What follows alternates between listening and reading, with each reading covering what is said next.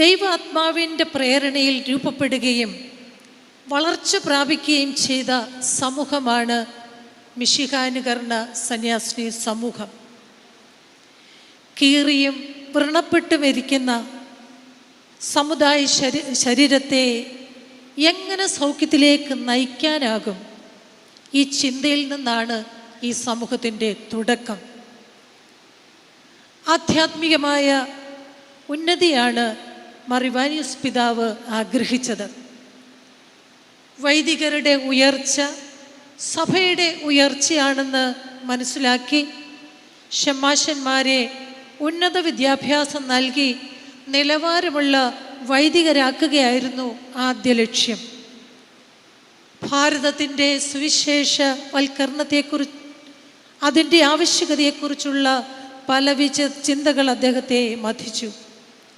പിന്നീട് ചിന്തകൾ കൂടുതൽ തെളിമയാർന്നപ്പോൾ ഏറ്റവും ആവശ്യമായിരിക്കുന്നത് സന്യാസ സമൂഹത്തിൻ്റെ സ്ഥാപനമാണെന്ന് അടിയുറച്ച ബോധ്യം അഭിമന്യ പിതാവിന് ഉണ്ടായി. ഏറ്റവും പ്രസക്തമായ ഒരു സംഗതി സമുദായ ഉദ്ധാരണത്തെക്കുറിച്ചുള്ള എല്ലാ ചിന്തകളിലും പദ്ധതികളിലും അദ്ദേഹം സ്ത്രീകളെയും ഉൾപ്പെടുത്തി എന്നുള്ളതാണ്. ആദ്യം മുതൽക്ക് തന്നെ അദ്ദേഹം അവർക്ക് ഉചിതമായ സ്ഥാനം നൽകി. പുരുഷനോടൊപ്പം സ്ത്രീക്കും സമുദായത്തിൻ്റെ നവീകരണത്തിൽ, പുനരുജ്ജീവനത്തിൽ സവിശേഷമായ പങ്ക് വഹിക്കാനുണ്ട് എന്ന് അദ്ദേഹം സംശയലേശമെന്നെ വിശ്വസിച്ചിരുന്നു. അക്കാരണത്താൽ സ്ത്രീക്ക് അടുക്കളയ്ക്കപ്പുറത്തേക്കൊന്നും ചെയ്യാനില്ല എന്ന് സാമാന്യജനം കരുതിയിരുന്ന അക്കാലത്ത് MAHN ഉത്കൃഷ്ടമായ കുടുംബങ്ങളിൽ നിന്നും 13 പെൺകുട്ടികളെ കണ്ടെത്തുകയും വിദ്യാഭ്യാസം നൽകി അവരിലുള്ള എല്ലാ കഴിവുകളും ഉണർത്തിയെടുത്ത് സമുദായ നന്മയ്ക്കായി വിനിയോഗിക്കുവാൻ പ്രാപ്തരാകേണ്ടതിന് കൽക്കട്ടയിലെ ബാരിസോളിലേക്ക് അയച്ച് ഓക്സ്ഫോർഡ് മിഷണറി സിസ്റ്റേഴ്സിൻ്റെ മേൽനോട്ടത്തിൽ പഠിപ്പിച്ചു. എന്നാൽ സ്ത്രീകളെക്കുറിച്ചുള്ള വന്യപിതാവിൻ്റെ പ്രതീക്ഷകൾ അതിനപ്പുറമായിരുന്നു.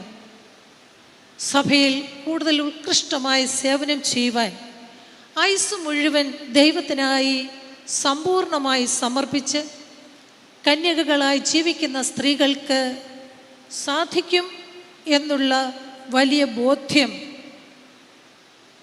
പിതാവിനെ ഏറെ സ്വാധീനിച്ചു. തൽഫലമായി മലങ്കര കത്തോലിക്ക സഭയുടെ പുരോഗതിക്ക് വിദ്യാഭ്യാസം ലഭിച്ച സ്ത്രീകൾ മാത്രം പോരെന്നും, കുടുംബങ്ങളുടെ പുരോഗതി മലങ്കര സഭയുടെ പുരോഗതിക്കേറ്റ ആവശ്യമായിരിക്കാലും ഒരു ഗൃഹത്തിൻ്റെയും പരിശുദ്ധ സഭയുടെയും ഉള്ളറകളിൽ ദൈവത്തിനുള്ള സ്ഥാനം സ്ത്രീ ജനങ്ങളുടെ മനോഗതിക്ക് അനുസരിച്ചാകയാൽ ഈ ആനുകൂല്യ ഭാവം സ്ത്രീകളിൽ ഉളവാക്കുവാനുള്ള പരിശ്രമത്തിന് ഏറ്റവും അനുയോജ്യരായവർ സ്ത്രീകൾ തന്നെയാണ് എന്നുള്ള ബോധ്യത്തിൽ സമർപ്പിതരായ സ്ത്രീകളും മലങ്കര സഭയിൽ ഉണ്ടാകണമെന്ന് അദ്ദേഹം തീവ്രമായി ആഗ്രഹിച്ചു. തൽഫലമായി മലങ്കരയിലെ അർത്ഥനികൾ, അവരിൽ 3 പേർ 1925 സെപ്റ്റംബർ 21 ഷൈന, ഹൂബ, ധനഹ എന്നീ സന്യാസനാമങ്ങൾ സ്വീകരിച്ച് ദൈവത്തിന് തങ്ങളെ തന്നെ പൂർണ്ണമായി പ്രതിഷ്ഠിച്ച് ആദ്യ സന്യാസിനികളായി. അങ്ങനെ ബഥനി സന്യാസിനി സമൂഹം രൂപം കൊണ്ടു.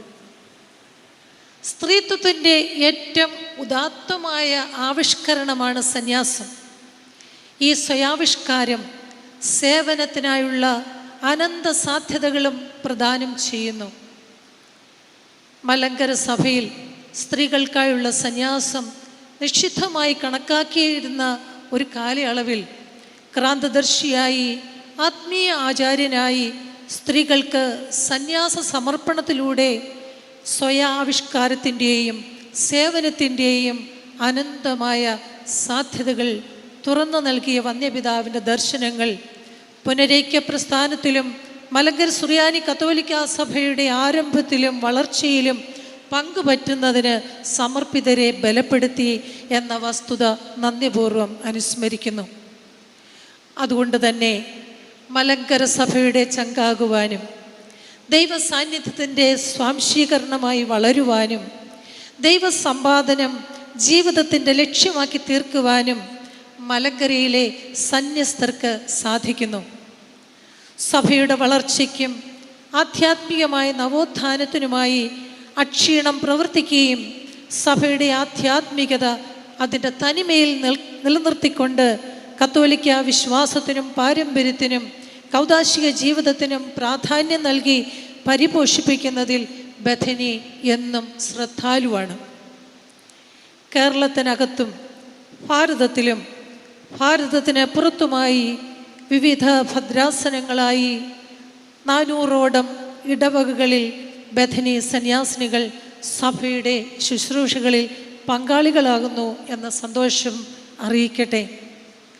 ബഥനി മക്കൾ ഞങ്ങൾ, ബഥനി